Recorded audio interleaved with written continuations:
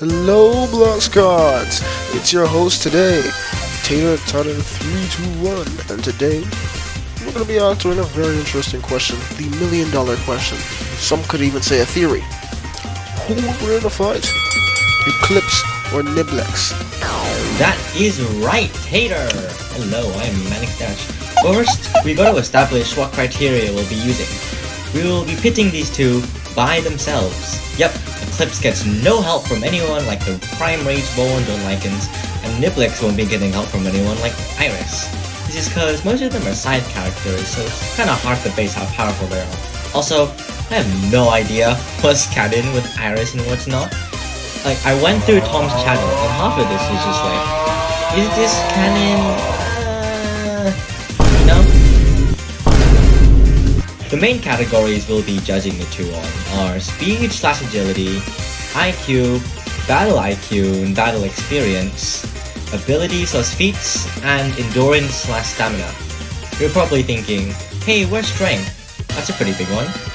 Strength kinda falls under abilities and feats, cause we can get a sense of how strong they are from what they've done.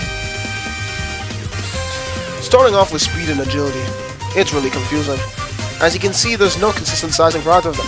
Take a look at Nibblex over here. In the lore, he eats the entirety of Havalu.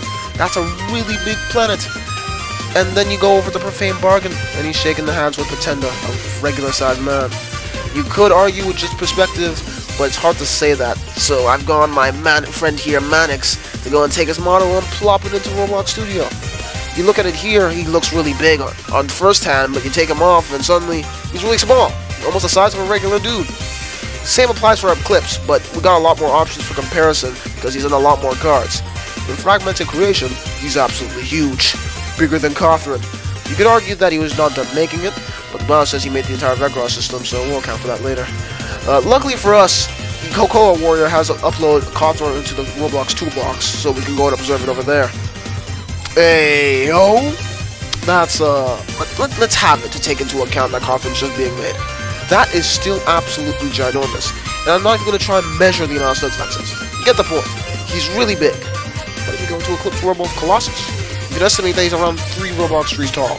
It's hard to really tell how big that is, but we've taken this Roblox tree model that's extremely similar to the one in the yards and measured it out to be 35 studs tall.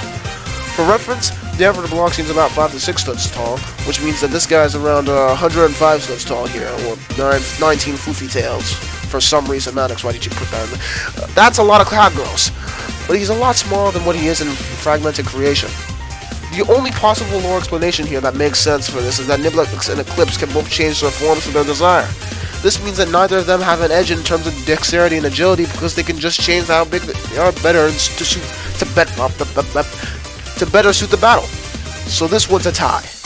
In terms of IQ, the funny purple man here seems to be a bit smarter than our werewolf buddy.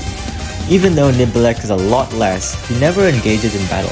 We can see him negotiate with mortals in Profane Bargain, so he's intelligent enough to reason and negotiate with lesser beings. Eclipse though, he never really does anything that shows he's actually smart.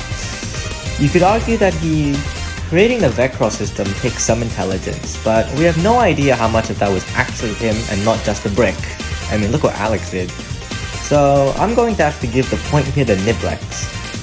Battle IQ though, that's a completely different story. Like I said, Nibblex has never fought a battle. Ever.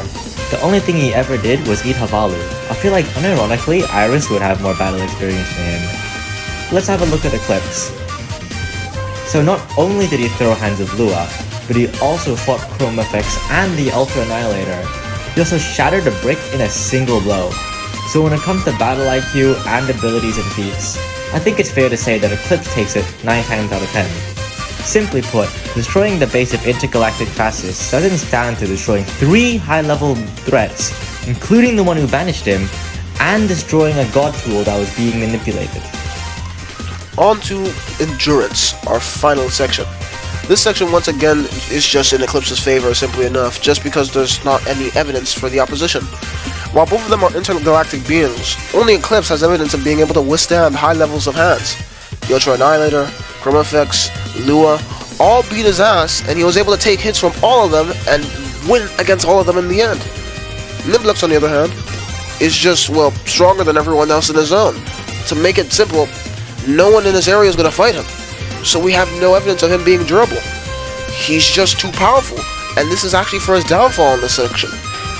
On a side note, it is mentioned in Fragmented Creation that he was actually able to bully Eclipse, which may give him some brownie points in this whole thing we're doing here, but this is more just evidence towards Eclipse being able to take hands.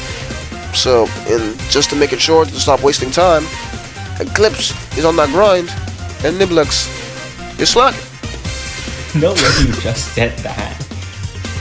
To finish this whole theoretical up, it really seems that despite apparently being bullied, that if Eclipse just got some confidence, he could clock Eclipse with no diff and a very little chance of failure. Even in-game, Eclipse is stronger than Nibblex, and it's been staring at us right in the eyes this whole time. But that's just a theory. A Blox Theory, and out. Tater, did you really write a Blox Theory? That's the corniest thing I've ever seen. Why the hell would you do that?